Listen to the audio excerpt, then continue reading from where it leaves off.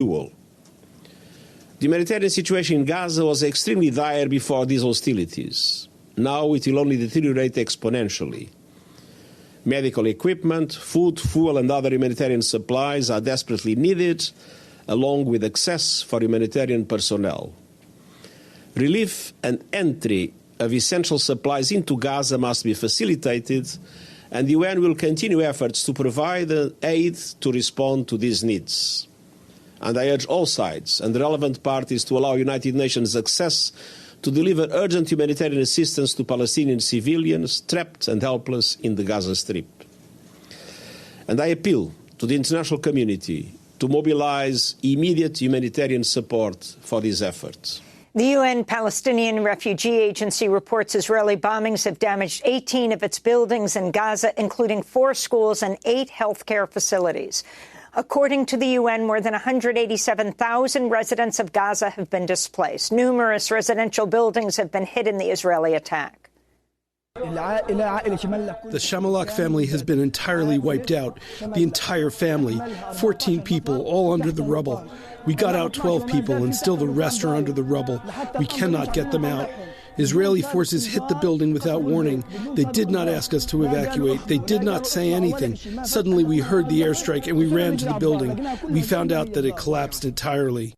Meanwhile, more details are emerging of the horror that took place Saturday in southern Israel during the unprecedented surprise Hamas attack.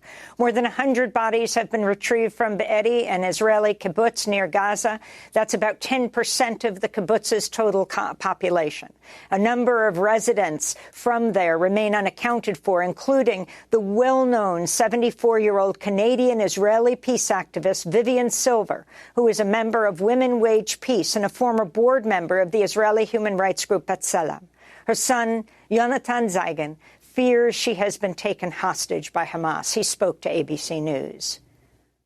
I think this is exactly what she was working to prevent, all kind of war.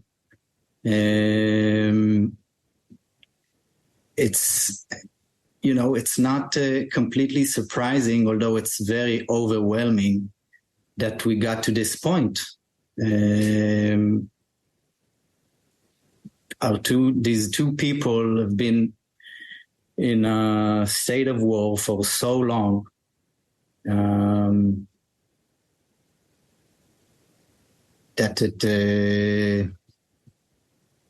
This is the outcome. And this is what she was working to try to prevent. And I was raised on those values and on those aspirations. We begin today's show in Gaza, where we're joined by Rafat El-Arir. He's a Palestinian academic and activist, the editor of the book Gaza Writes Back, co-editor of Gaza Unsilenced. In 2021, he wrote an op-ed in the New York Times headlined, "My child asks, can Israel destroy our building if the power is out?" That was 2 years ago, Rafat. Describe what's happening right now in Gaza. Thank you, Amy, for having me, and thank you for this coverage. What's happening is what Israel has always worked to achieve. Israeli leaders and officials are speaking about sending Gaza to the Stone Ages. Israeli officials are speaking about destroying Gaza. They are focusing on damage and destruction rather than precision.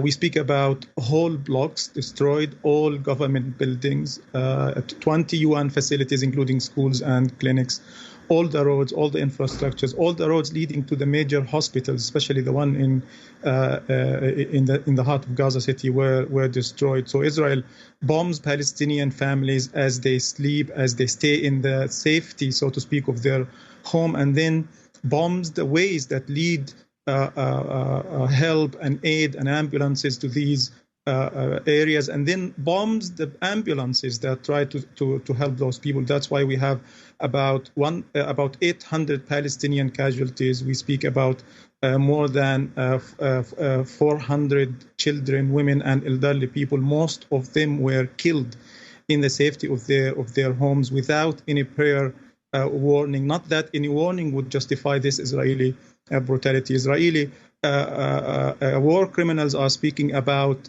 Second World War level of destruction against the Gaza Strip. What is happening in Gaza is complete and utter extermination of the non-Jewish population in occupied Palestine. As you mentioned, Israel ordered a medieval hermetic siege from air and sea. Israel has also just bombed the only way out through Egypt, the Rafah crossing. The only way out is for what's happening. What we are foreseeing is slow starvation, slow genocide. Maybe Israel is going to push us all into the sea. And I think what is making it even more difficult than before is that the whole world, not even lip service, all American and European countries and politicians are rushing to pledge allegiance to Israel and to Netanyahu. Israeli American politicians, American presidential hopefuls are literally calling for genocide. American mainstream media is not pushing back against Israeli officials, calling for the collateral damage of hundreds of thousands of Palestinians in Gaza. Why is this happening? Because we refuse to live under occupation. We refuse to live in total submission. We want freedom. We want this occupation to end. This is not a state of war, as one of your guests just mentioned. This is a state of occupation that started over 75 years, that started with the British Empire giving Palestine to the Zionist movement in 1917. And Rafat, you mentioned the Gaza's border with Egypt. What has been the response of the Egyptian government to that border crossing, which, as we understand, is also bombed by Israel as well? I'm not following closely because we barely have any electricity or internet. But what I heard is that the Rafah border is now closed, so people cannot leave. And also, when we talk about people leaving, very few people in Gaza have visas or passports that would allow them to leave. I'm reading a report just now that Israel is even warning to strike any aid coming from the Egyptian side into Gaza. So with no food, no electricity, and no water, we can only expect what Israel has been working to achieve, what Israel and Israeli officials and politicians are promising now. Some are calling for striking Gaza with a nuclear bomb. Can you imagine that? And many other Israeli officials are using Nazi discourse and Nazi language, talking about Palestinians as savages and animals that need to be exterminated, and that Gaza needs to be turned into a parking lot. This is what we are dealing with. We're dealing with a systematic, structural, colonial attempt to annihilate and exterminate the Palestinians with the aid and support of the West and American tax money. America is sending $8 billion. This is really insane. America is also sending warships and bombs and bullets for Israel to kill more and more Palestinians. And what are you asking for people in other parts of the world and other governments to do? I think the governments are not only complicit or giving the green light, they are participating actively. The shameful statement from France, Italy, UK, and Germany and America the other night was a hideous attempt to justify Israeli massacres and genocide taking place in Gaza. We have no hope in these countries. We have no hope in these governments. At least now, the only hope we have is in the growing popular support in America, in the movements the movements, the human rights and the rights movements in America and across Europe to take to the streets to pressure their politicians into putting an end to this dark episode of not only the history of the Middle East, but also the history of humanity. If people are asking how was the Holocaust allowed and other genocides in Africa and across the world, now you can see this live on TV, live on social media. Palestinians, whole blocks destroyed, hospitals, schools, businesses. We are speaking about thousands and thousands of housing units destroyed by Israel. So my message to the free people of the world is to move, to pressure, to mobilize, and to take to the streets. Rafat Aladir, you are the father of 6. How old are your children? And can you describe what it's like to live there right now? Now, Israel says that it has 1,500 dead Hamas fighters. That's outside of Gaza. The number inside Gaza is nearing 800. Describe the bombing strikes now. This is before Israel does what it's threatening to do, which is lace complete siege. They've said they've cut off electricity, they've cut off gas, food, etc., but actually ground troops moving in. Like I said, this has been systematically happening for over seven decades. It was the noose around Gaza's neck was tightened 15 years ago, and it's being tightened even further now. The situation is unspeakable. You can't describe what's happening in words. We speak about thousands, hundreds and thousands of Israeli bombs and shells targeting all areas of the Gaza Strip. The kids can't sleep, the kids can't eat, the kids can't even speak. Most of the time, they're just mute, silent, shaking out of fear, sometimes whimpering because of how close the bombs are wherever you are in Gaza. And again, how the houses shake every time there is a bomb around. And this is happening again all over Gaza Strip. Israel is telling people, is pushing people forcibly to leave out of their homes and